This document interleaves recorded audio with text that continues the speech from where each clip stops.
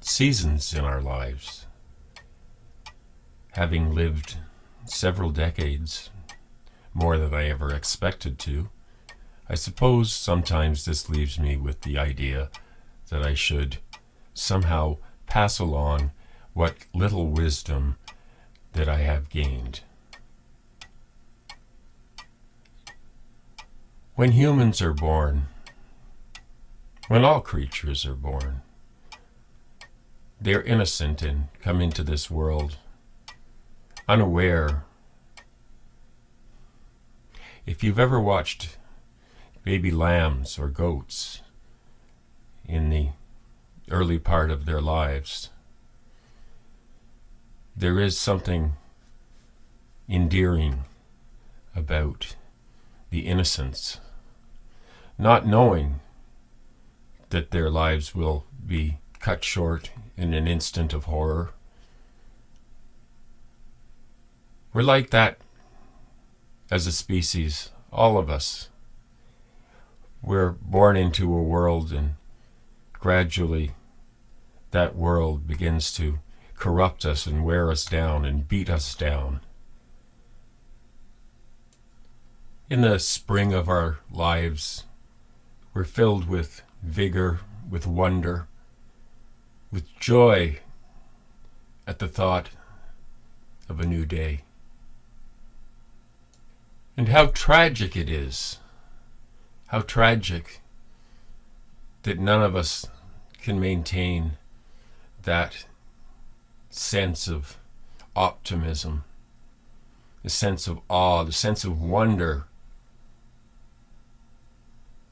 We attend schools that are designed to break down any independent thought, any creativity. They will not be useful in the future. And little by little over the years, we find that we're not allowed to play anymore. It all has to become serious and force us into our new roles of somehow fitting into the system and surviving another day. And yet we know in our hearts that this is not who we are. This is not human. It's a system.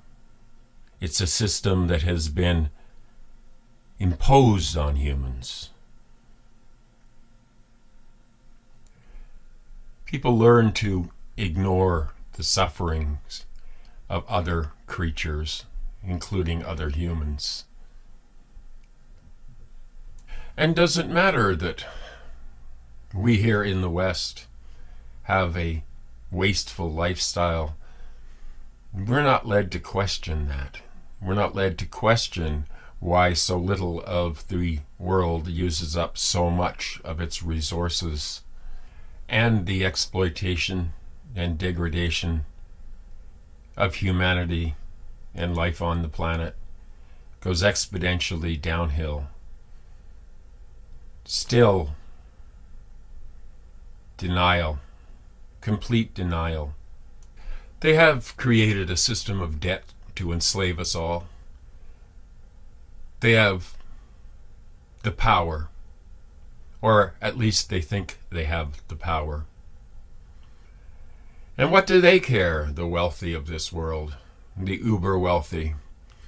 They've got their bunkers already picked out and paid for, either in New Zealand or places in South America. They don't have to worry about when the shit hits the fan. And you know, as young folks, we tended to believe the lies that society told us, the things that we thought would make us look cool or impress others, or the exploitation of the vulnerabilities of your psyche being exploited for a quick buck. We naively thought that the institutions that were around us were set up to benefit us as a society.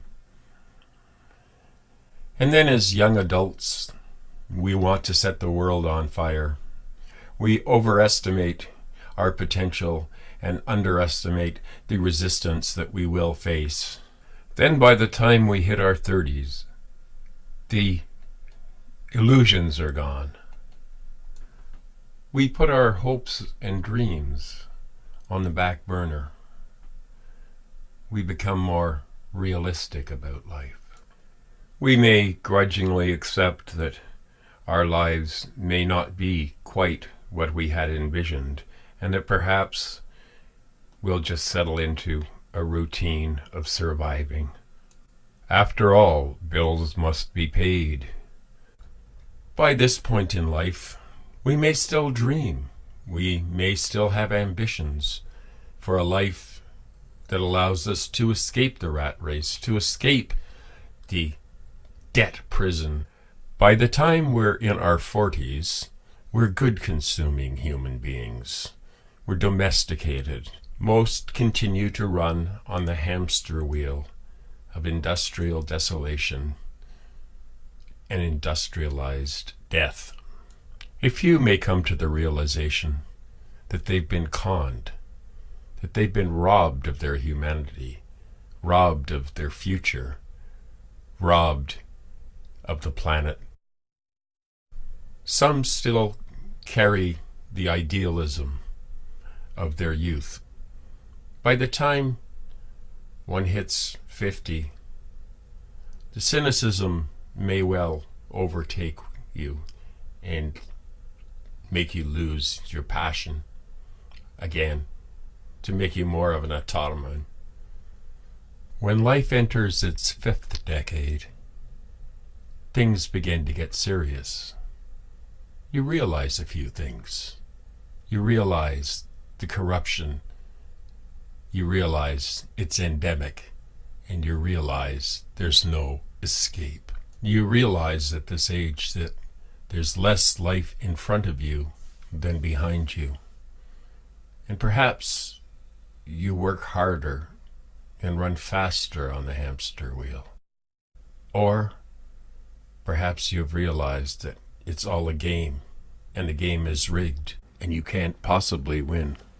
And as I begin this journey through the 6th decade of my life, I can either give up, or I can join together with others to build a better, a more humane, a saner planet.